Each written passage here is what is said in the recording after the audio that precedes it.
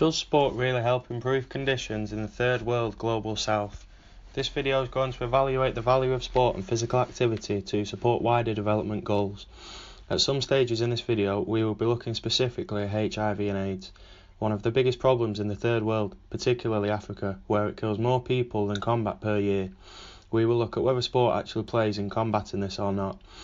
It has been suggested that sport can contribute to various aspects of development within countries in the global south, including education, health improvement, gender relations and the promotion of peace. Sugden suggests that if projects such as this are locally grounded, carefully thought out and professionally managed, they can make a modest contribution to wider efforts to promote conflict resolution and peaceful coexistence. Lindsay and Grattan introduced the idea behind NGOs in the following way.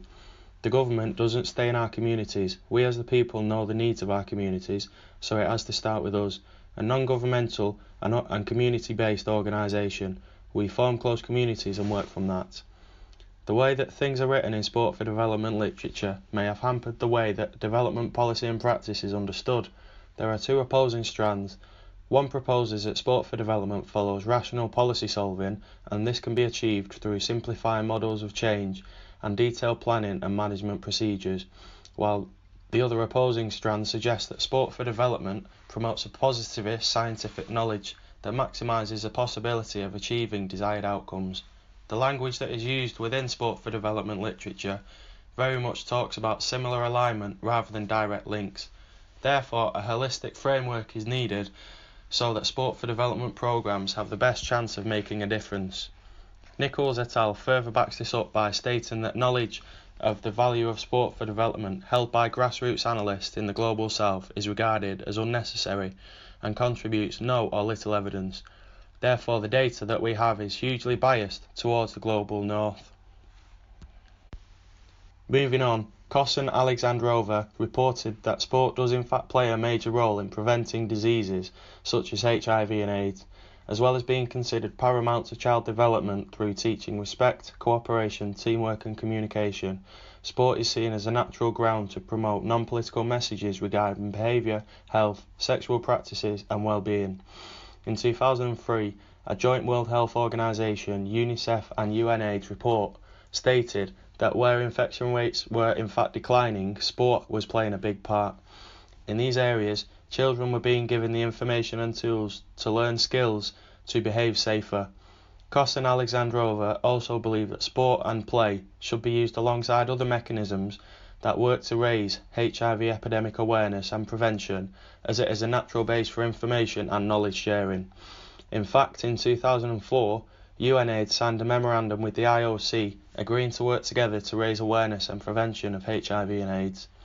Recognising the importance of sport in communities and the power it holds in being able to break down barriers.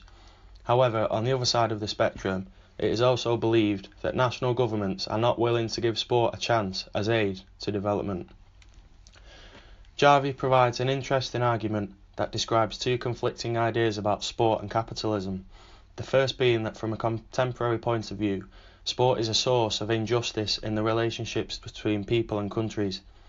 Secondly, from a historical point of view, sport provides a sense of hope for many people, like a way out.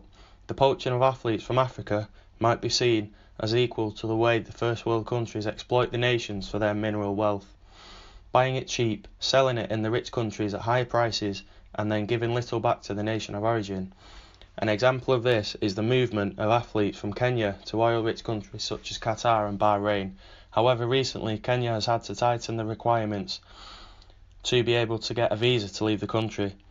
Darnell and Hayhurst provide interesting assumptions in response to Lindsay and Grattan, saying even though the idea of sport for development initially is to benefit those who need it most, it doesn't always work out that way.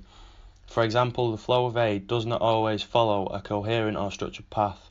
This is due to the hegemony of many organisations, such as NGOs, faith-based groups and CSOs, skewing the context and socio-political processes that identify the way aid should be carried out, therefore losing sight of those that need it most and in a way neglecting them.